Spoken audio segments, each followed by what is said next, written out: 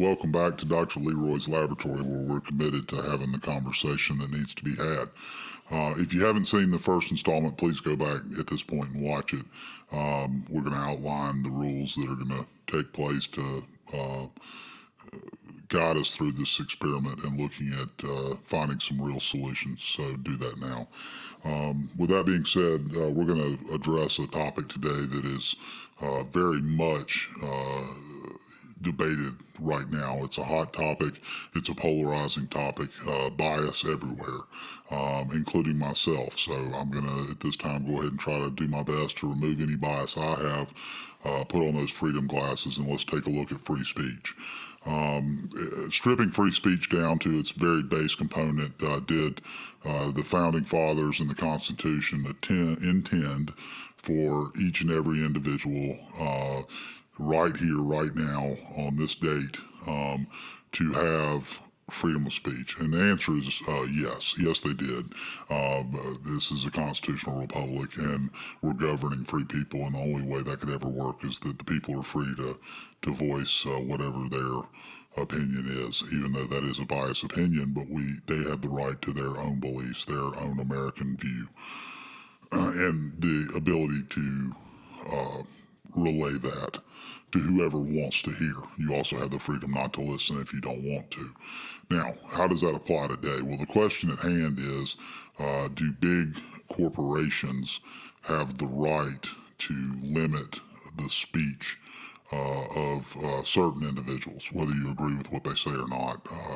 You may really disagree wholeheartedly with everything that comes out of their mouth, but do they have the right to say it? And I would say they have the same right to say it as you have to say what your bias wants you to say. We're all biased. But the question at hand is, does a corporation have the right to censor certain content? Now, there was, when the Constitution was written, there was no Facebook or Twitter. Or Apple or Amazon or anything. These are all new well within my lifetime, and most of the people probably who are listening to this. And I don't think in anybody's wildest dreams could anybody have imagined that there would be such things. We had messengers when this stuff was written, and it took days, not milliseconds. So I think we have to evaluate it. It's a whole new frontier. It has become vital to most Americans' life. It has really changed some things for the good. It's made us more efficient. We can have a debate about whether or not screen time is healthy, but that's not for this discussion. So it's basically the only way in modern society now to conduct business. Most people get all their news from social media. All the information they consume in a day, they consume on a phone. They read their books on their phone. They get notifications on their phone. And so if you have one stream of information, so if we're looking at a scientific experiment and we're trying to read data and evaluate data through a lens of freedom, and we can't look at all opposing views and look at all the data set, then we'll never have an accurate answer to our question. So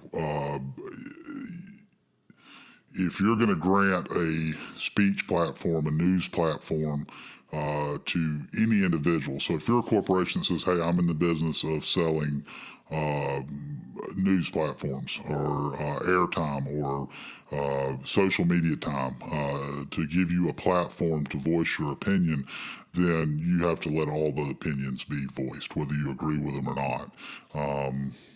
That's the only way a free society and a free people can communicate. And so if you've got one group that is able to selectively place their bias on all information that is flowing to a free person so that they can make decisions, they're not getting accurate information. So even if you wholeheartedly believe that the only information you're letting go through is the correct information, you have to remember we are all biased.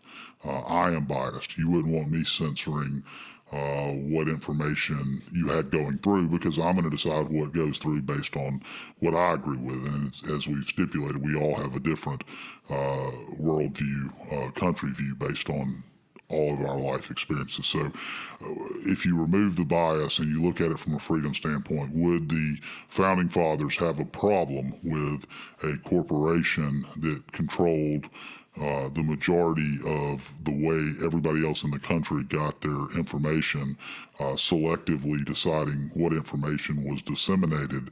I think absolutely they would. I know it's a hot button topic now because there's so many feelings that are going into decisions, people shouting at each other, wholeheartedly disagreeing on multiple issues. But regardless of where you stand in the issue, you should have equal opportunity to disseminate your view as the opposing view has. And that's Dr. Leroy's prescription for the night. Again, if you agree with what we're doing and you want to be a part of the solution, actually have the conversation, and try to ensure a brighter future for everyone, then please like or subscribe below. Leave any requests for future discussions in the comments below. Thank you.